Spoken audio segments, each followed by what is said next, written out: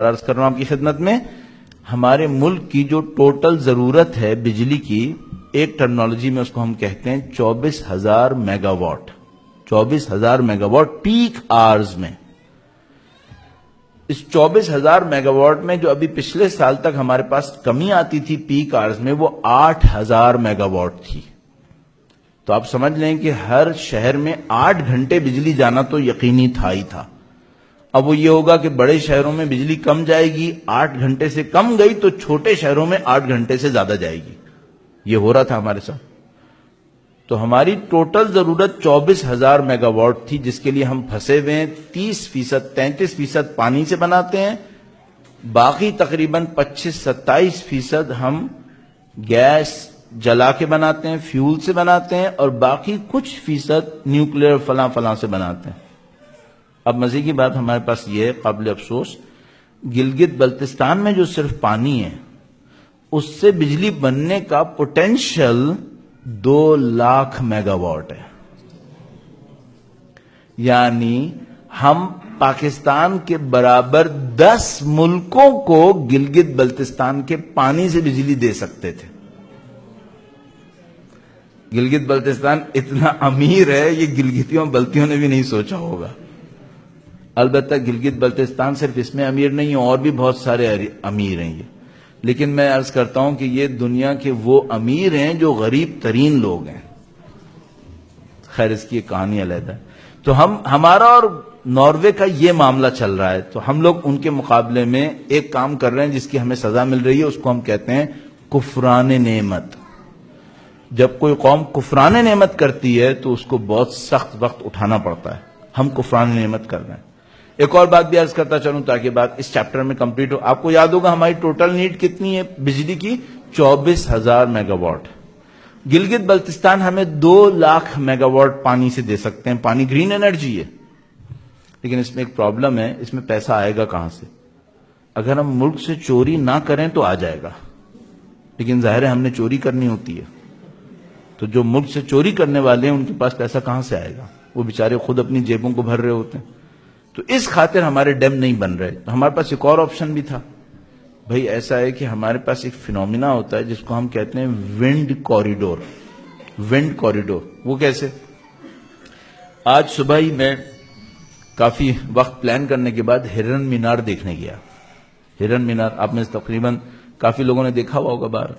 تو اگر آپ نے اس کے بیچ کے پویلین کو دیکھا ہو جو پانی کے بیچ میں بنا ہوا ہے، اور آپ نے اس کی آرکیٹیکٹ کو نوٹ کیا ہو، تو اس پویلین کے بیچ میں جو کمرہ بنا ہوا ہے اس سے پہلے انہوں نے ایک چھوٹا سا کورٹ یارڈ ٹائپ کا بنایا ہوا ہے.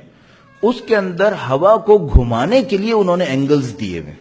ہوا کو گھمانے کے لیے صرف 2 سائڈ پہ چھوٹے چھوٹے آؤٹ لیٹس باہر سے نظر آ رہے ہیں. جو 8 پہلو ہیں اس میں صرف 2 میں وہ چھوٹے چھوٹے نظر آ رہے ہیں. شاید کوئی دیکھ بھی نہیں پاتا ہوگا.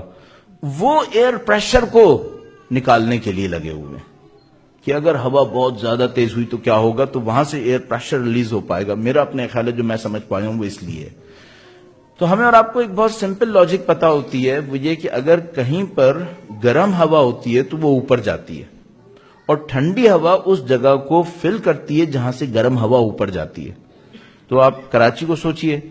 کراچی کے جنوب میں سمندر ہے جس پہ پانی کی وجہ سے ہوا نسبتاً ٹھنڈی ہوتی ہے. کراچی سے تھوڑے فاصلے پر تقریباً 200 کلومیٹر 250 کلومیٹر لے لیجئے ایک صحرا ہے. صحرا میں ہوا گرم ہوتی ہے. ایسا جیسے ہی صحرا میں ہوا گرم ہوتی ہے، گرم ہوا اوپر جاتی ہے. جب گرم ہوا اوپر جاتی ہے تو وہ ویکیوم کریٹ کرتی ہے. یہ جو ویکیوم ہوتا ہے یہ ٹھنڈی ہوا اس کو بھرتی ہے.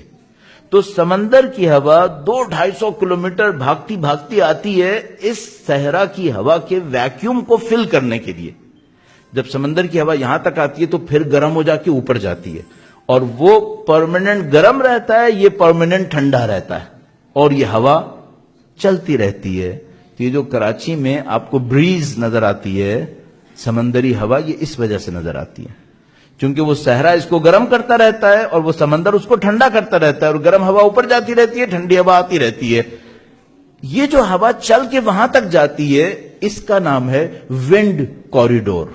ونڈ کوریڈور، ہوا کی راہداری. یہ جو ونڈ کوریڈور ہوتا ہے یہ آئیڈیل ہوتا ہے ونڈ ٹربائنز لگانے کے لیے. یہاں پر اگر آپ ونڈ ٹربائنز لگائیں تو آپ کو ہمیشہ بجلی ملے گی. جب تک صحرا صحرا ہے، جب تک سمندر سمندر ہے، سمندر ٹھنڈا ہے، صحرا گرم ہے، ہوا چلے گی اور بجلی بنے گی. سندھ میں جو ونڈ کوریڈورز ہیں 2-3 پرومیننٹ ہیں، یہ واقعاً بڑی تکلیف دہ چیز ہے. سندھ میں جو ونڈ کوریڈورز ہیں ان کی بجلی کی پوٹینشیلز 50,000 میگا واٹ ہے. صحیح ہے؟